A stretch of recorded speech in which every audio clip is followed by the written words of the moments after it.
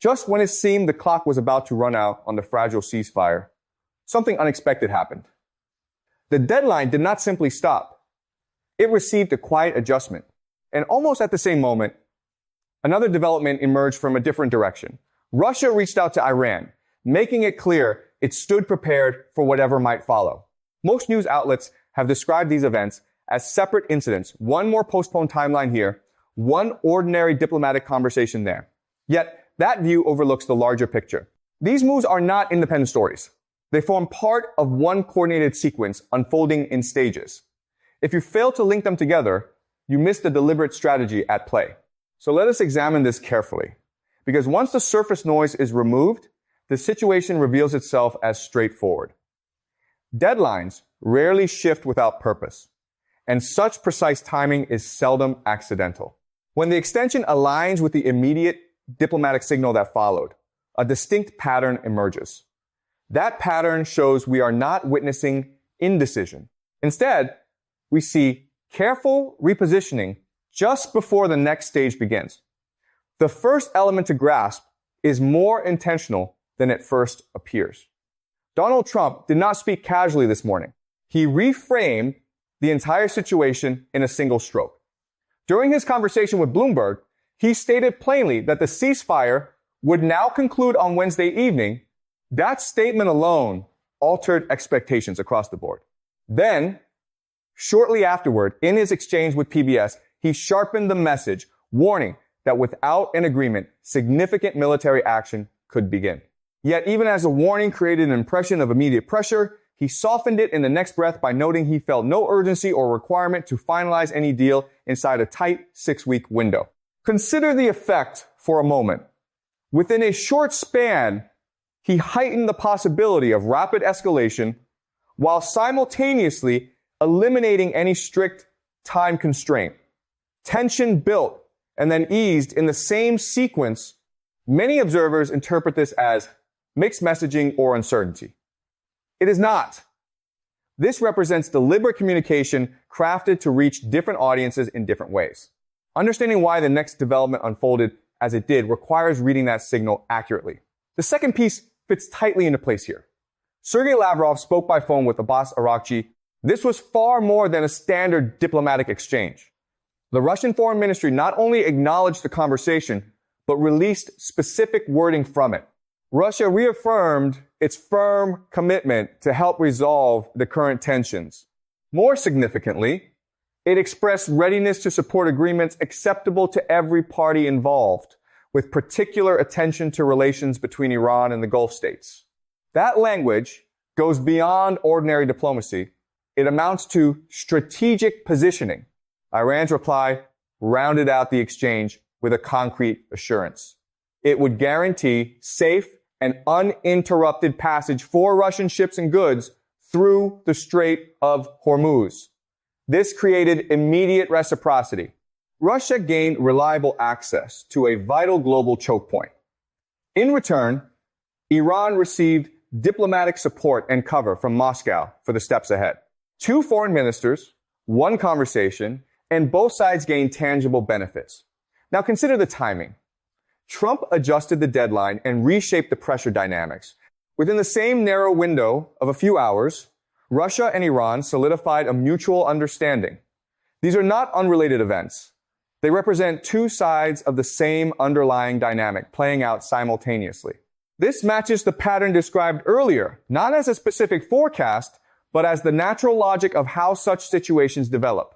The broader system generated both actions at once. If you overlook that mechanism, Wednesday may appear surprising. But once you recognize it, the direction ahead becomes visible and already underway. Let me take a step back and explain clearly what was said, what took place over the past 72 hours, and why none of it occurred by chance. If you only follow the surface reports, the deeper forces guiding events will remain hidden. The prediction was that the deadline would shift, and it did. This was not based on speculation. Every deadline set by Donald Trump in this situation has followed an identical sequence. Each was linked to specific conditions, keeping the Strait of Hormuz open, stopping nuclear enrichment activities, and pressing Iran toward compliance. When those deadlines arrived, the conditions remained unmet. So the fundamental question becomes straightforward. When one side draws a firm boundary and the other refuses to meet it, what follows? There are two main choices. Apply enforcement that would fundamentally alter the situation, or quietly adjust a boundary and gain additional time. What we have observed since late February is not random inconsistency.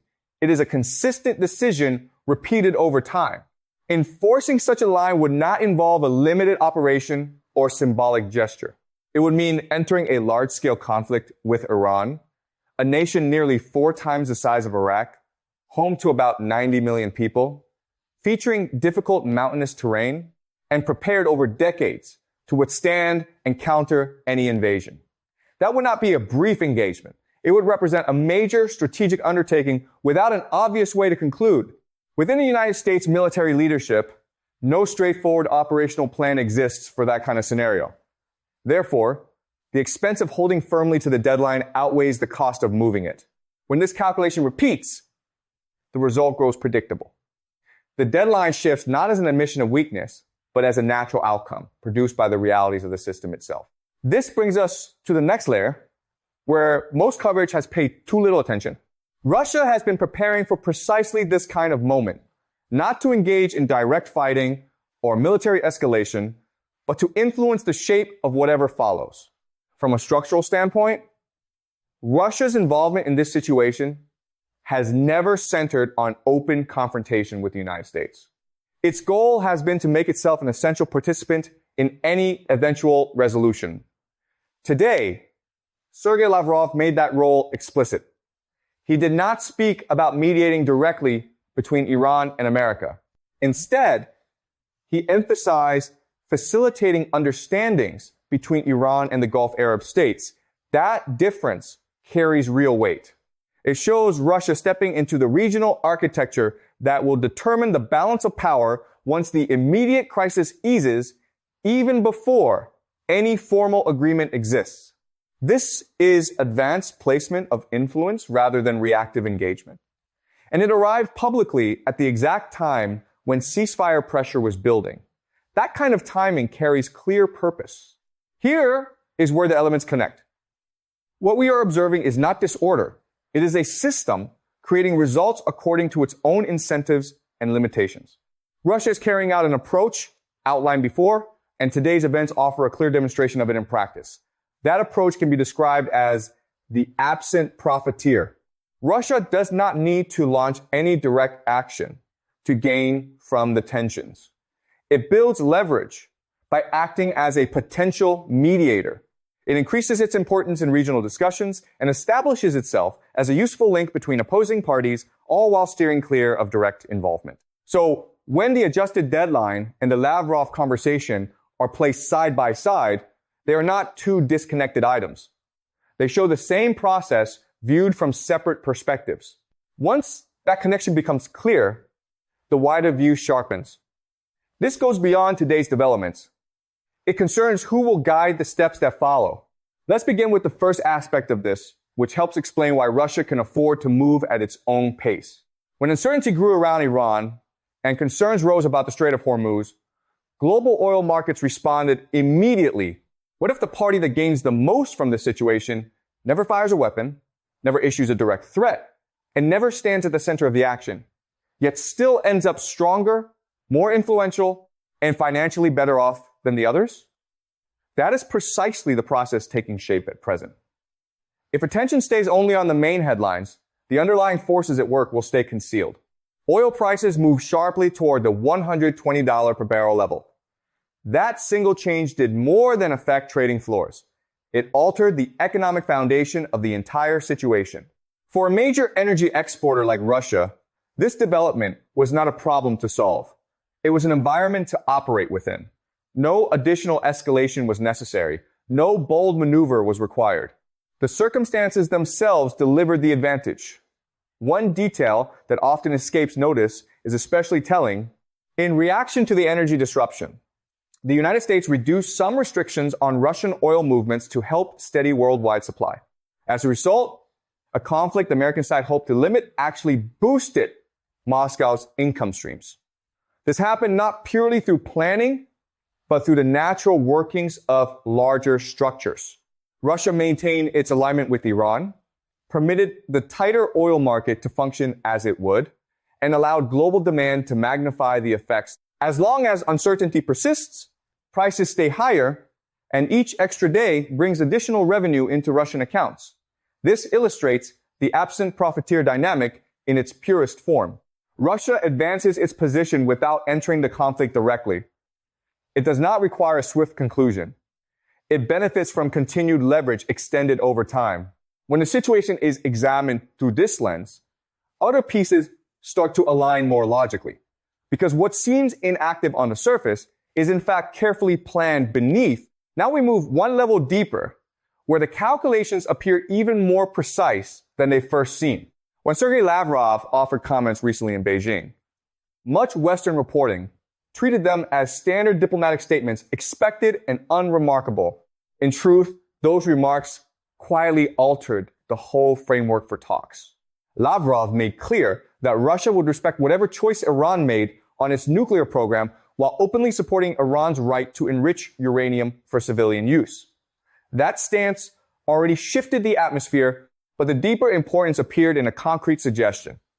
He brought forward Russia's willingness to accept Iran's highly enriched uranium and convert it into fuel suitable for civilian nuclear reactors.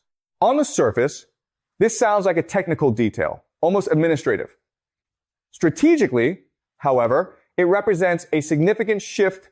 Washington has long insisted on removing enriched material under arrangements that maintain American oversight and control.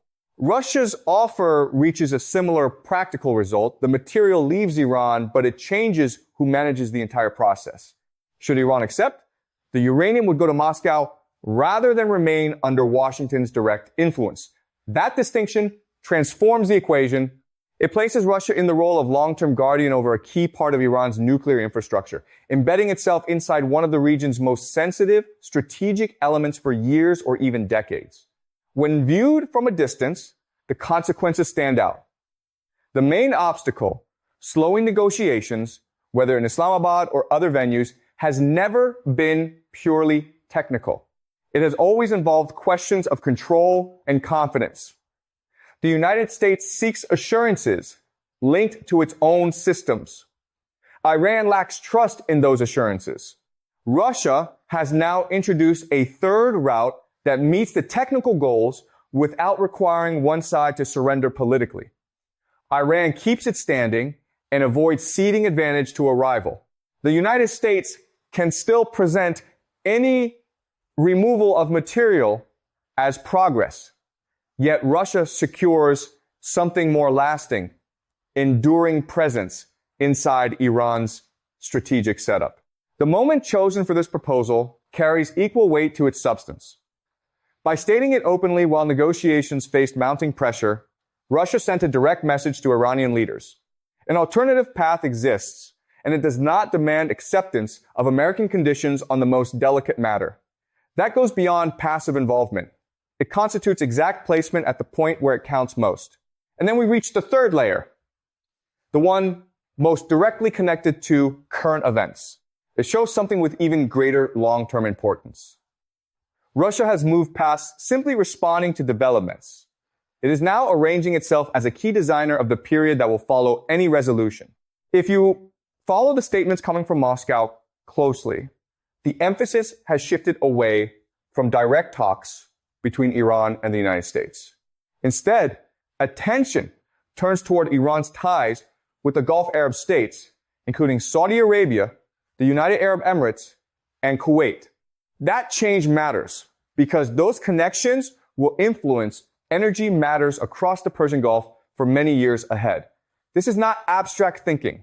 Russia already demonstrated this kind of role when it helped arrange the 2023 understanding between Iran and Saudi Arabia, a step that surprised Washington.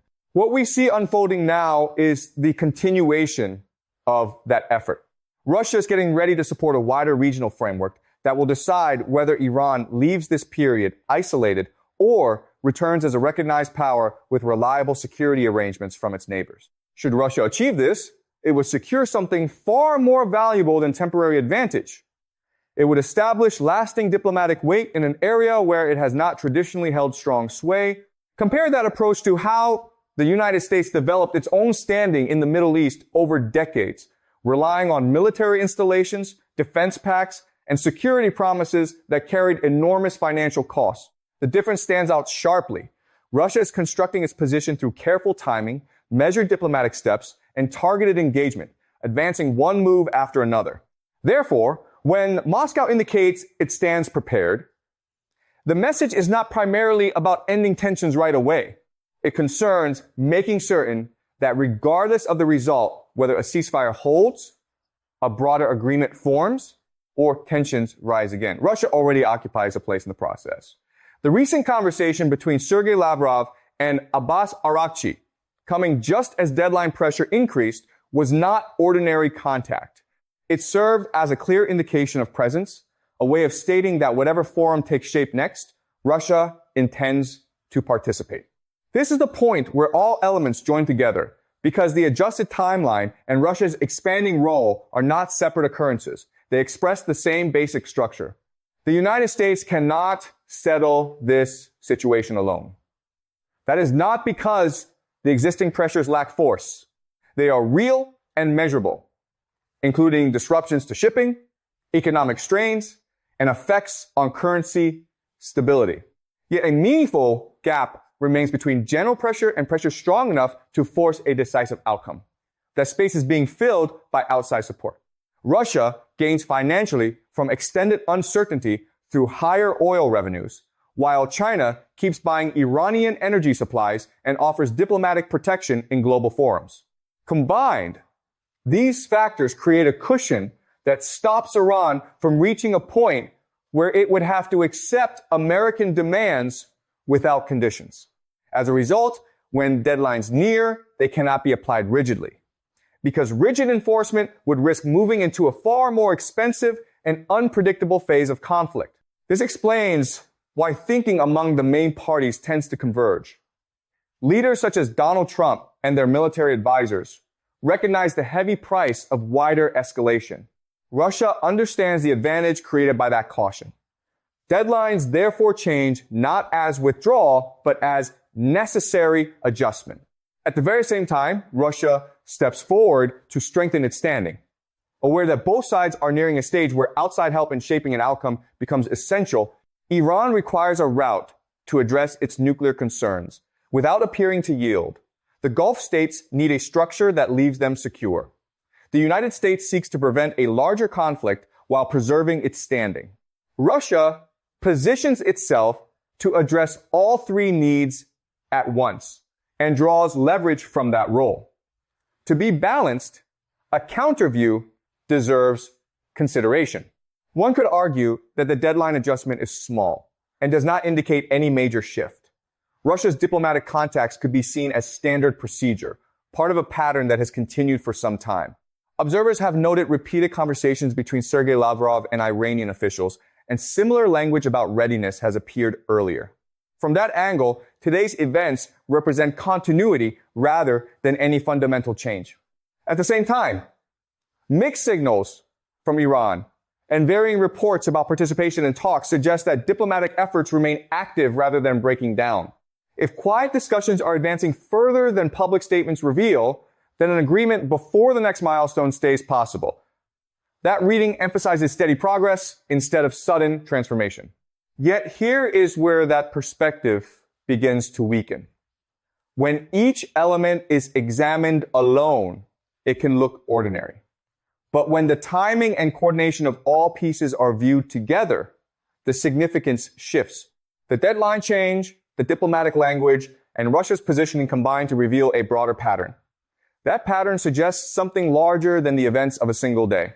It demonstrates how the coming phase is being formed even before it starts. Because when the actual details of what occurred are reviewed, they extend beyond routine explanations in clear and measurable respects. Iran did not merely restate its general position. It provided a practical guarantee, confirming safe passage for Russian vessels and cargo through the Strait of Hormuz. That commitment carries immediate strategic importance rather than symbolic value. In exchange, Russia restated its willingness to support future outcomes. This exchange represents genuine reciprocity rather than simple alignment. Earlier contacts had shown intention. This one established a firmer arrangement. Russia obtained assured access through one of the world's most important energy routes, while Iran gained support at a critical juncture. At the same time, Lavrov's suggestion regarding enriched uranium now sits fully in public view alongside the American approach, creating a visible third choice for the first time that alters the entire negotiation atmosphere. Iran no longer faces a binary decision between acceptance and resistance. It can select among different external partners, and that choice has been shaped thoughtfully. It provides an option that Washington's framework does not. A way forward that avoids open concession. This is not standard diplomatic activity. It amounts to strategic placement inside the final stages of discussion on the most sensitive topic. Then there is the noticeable absence of direct response from the United States. No strong rebuttal appeared, and no effort was made to portray Russia's idea as unwanted interference. That silence carries meaning. It indicates either an expectation that the proposal will not advance, or a quiet adaptation to a future in which Russia holds a part in the result. In either case, it changes what the deadline now signifies. The question is no longer simply whether an agreement will form. It concerns who will set the conditions for that agreement. Meanwhile, Iran's public statements continue to show firmness while engagement behind the scenes persists. This is not contradiction. It reflects a two-track method. Domestic positioning operates alongside negotiation tactics because any settlement seen as force from outside would prove difficult to sustain politically. So what appears inconsistent is actually managed in a coordinated way.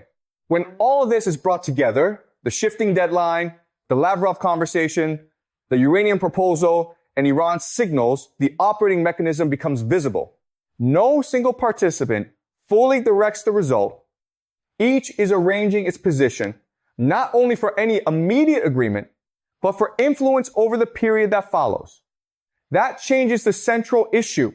The focus moves beyond whether a deal will occur. It centers on what strength each side carries into that moment.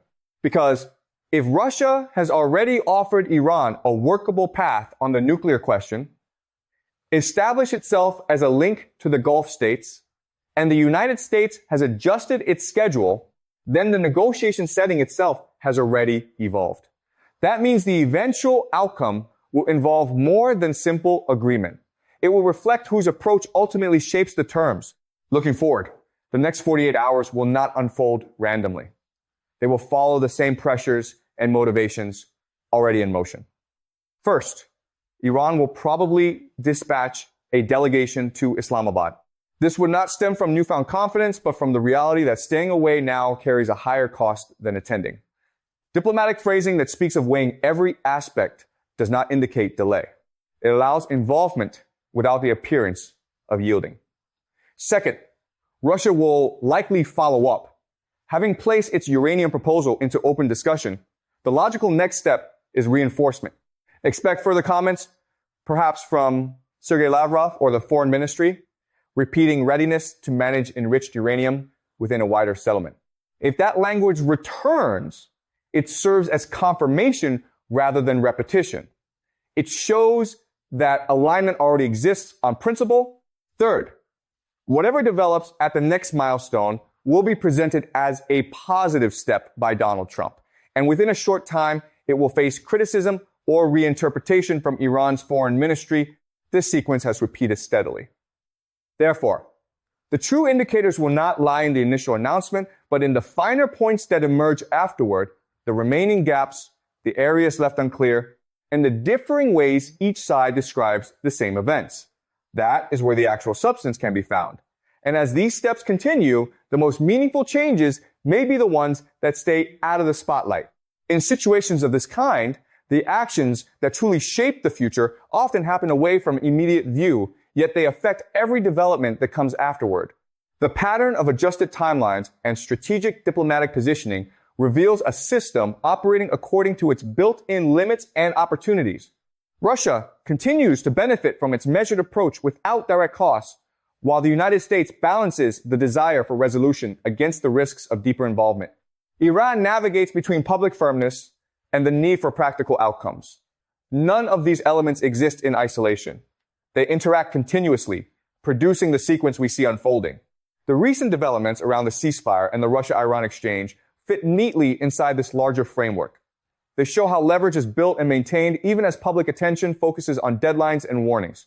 By keeping access to key routes secure and offering alternative paths on sensitive issues, the involved parties are not merely reacting. They are actively shaping the environment in which any final decisions will be made. This does not guarantee a specific result by Wednesday or any other fixed date. It does illustrate why sudden breakthroughs or collapses are less likely than gradual adjustments that allow each side to protect core interests. Observers who track only the most dramatic statements may find the process confusing or contradictory. Those who follow the quieter coordination beneath the surface will recognize the consistent logic at work. The coming hours and days will test how well these aligned incentives hold. Yet, the underlying mechanism, repositioning, reciprocity, and calculated influence has already set the direction. What appears on the surface as hesitation or routine contact is, upon closer examination, the system functioning exactly as its constraints and opportunities allow. In that sense, the events of the past few days are neither surprising nor accidental. They are the visible expression of deeper forces that have been guiding the situation for some time and will continue to do so as it moves forward. Understanding that connection provides the clearest view of what may lie ahead, not as dramatic prediction, but as the natural continuation of the pattern already established.